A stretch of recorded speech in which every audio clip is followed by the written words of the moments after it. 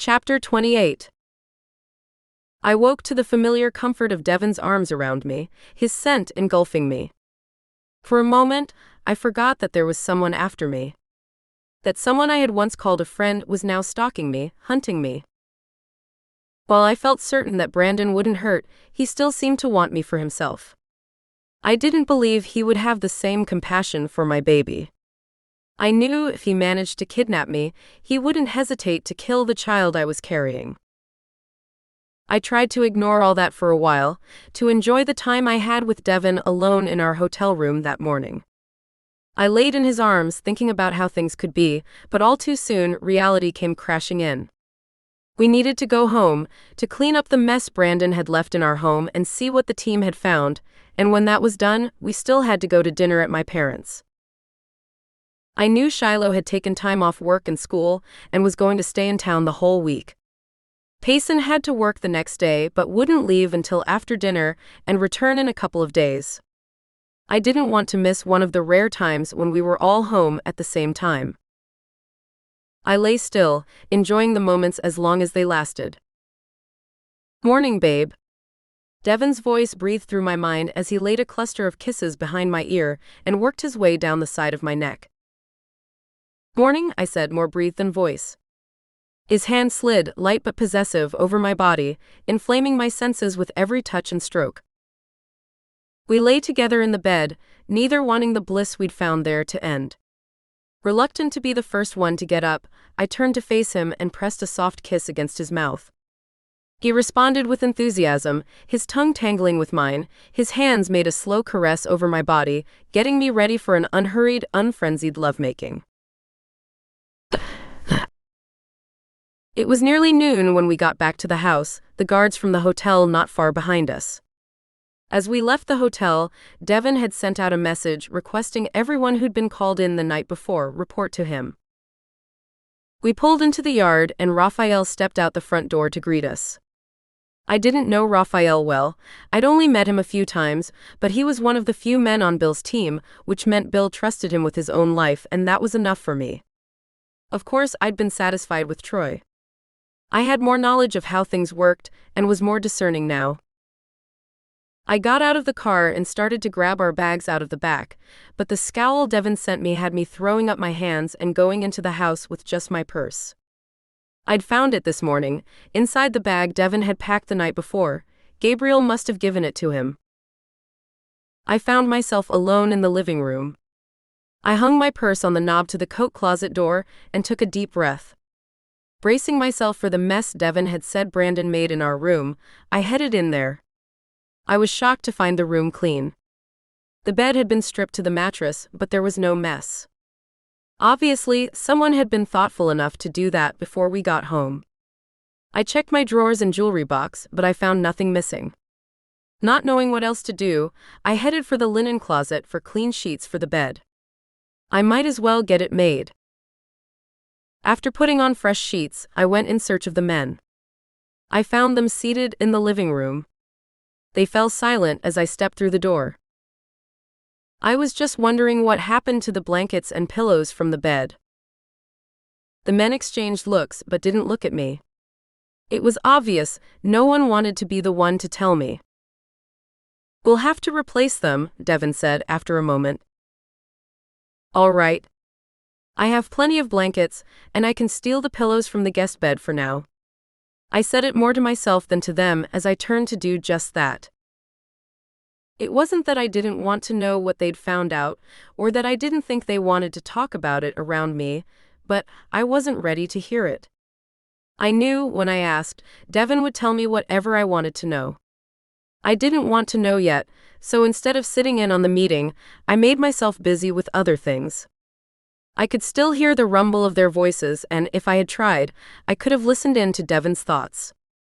Considering their positions, the others were probably decent at shielding, so I might not have been able to hear theirs. As I finished straightening the guest room after redistributing the pillows, I heard the enforcers leave. I took one last look around the room, looking for anything obviously out of place. Not finding anything, I closed the door and went into the kitchen. I found Devon there, already busy putting something together for lunch. I had to admit I was hungry. I hadn't thought about it much, but when I saw food on the counter, my stomach gave a loud rumble. I'm working as fast as I can here, Devon said, teasing. I wasn't complaining. Part of you was. I laughed and fixed us something to drink while he finished with the food. Who cleaned up the bedroom? I asked, sitting at the table. I wanted to know who I needed to thank. Raphael. He said he didn't have anything else to do, and he didn't see why you should have to deal with it. I appreciate it. We ate our lunch, and as Devon loaded the dishes into the dishwasher, he turned back. How about we go for a run? That sounds wonderful. I glanced around the room, looking for a clock. We've got plenty of time before we need to leave for dinner. Let's do it. I didn't bother to ask where we were going. I trusted him to choose some place safe to shift, but I wasn't surprised when he headed out to the ranch Ethan owned that was commonly used by the pack for running. I sat next to Devon in the truck as he drove, leaving the passenger seat empty. It wasn't that I was one of those clingy women, at least not normally, but Brandon, having been in our home, unsettled me. Being closer to Devon, touching him and having his scent surround me seemed to settle me. He pulled into the yard and parked.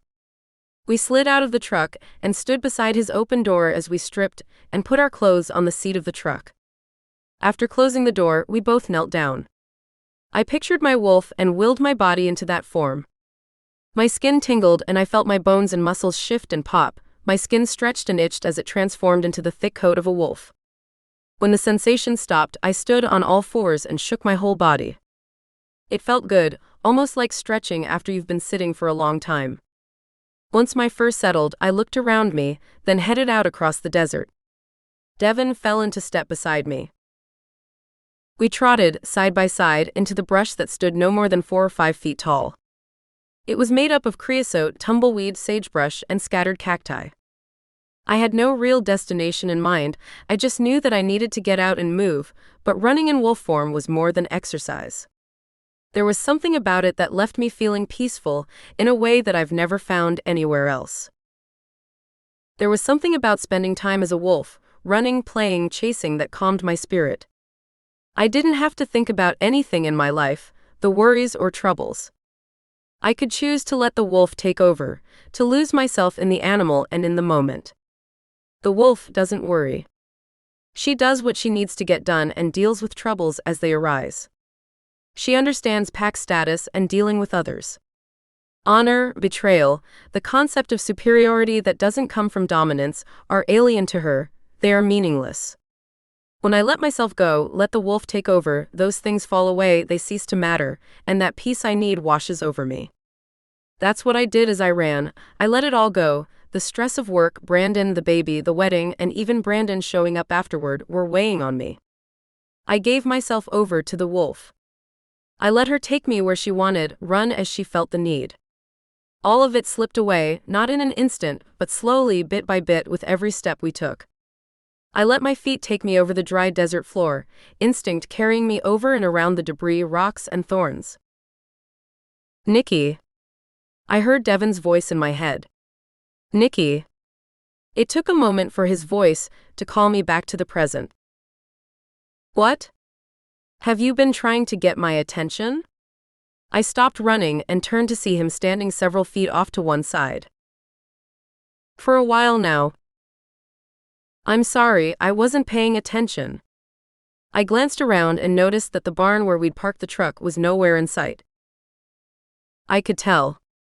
His mental voice was unamused. What's up? We need to head back to the truck, we're gonna be late for dinner if we don't. Have we really been out here that long? I'm afraid so. I took a deep breath and let it out in a rush. It came out as a snort, but I let the mental sigh carry across the channel I was using to communicate with Devon. All right. I turned around and started back. How far have we come? About a mile, maybe a little more. I blinked, surprised. I must have really been out of it to make it that far without realizing it. I figured you must need it. You've been getting a little antsy. I was surprised. I hadn't really noticed being any more fidgety than normal. As busy as he'd been, between working with Dad, taking over as Theron, trying to determine who all was working with Brandon, and then the stress of last night, he had noticed changes in me that I hadn't even noticed yet. In that moment, I realized how much attention he was paying to me. I did need it, and until I got out here, I didn't realize how much. Thank you for seeing that and suggesting this. I picked up our pace, knowing Devon would have no trouble staying with me until we were nearly running. I knew I was going to want a shower before we went to my parents', and from the angle of the sun. I was going to be cutting it close. We got back to the truck, shifted, dressed, and climbed inside. As Devon twisted in his seat to back the truck out, I leaned over and placed a soft kiss on his cheek. What was that for? For taking such good care of me. I settled into my seat and buckled my seatbelt for the ride home, my mind already on the upcoming evening.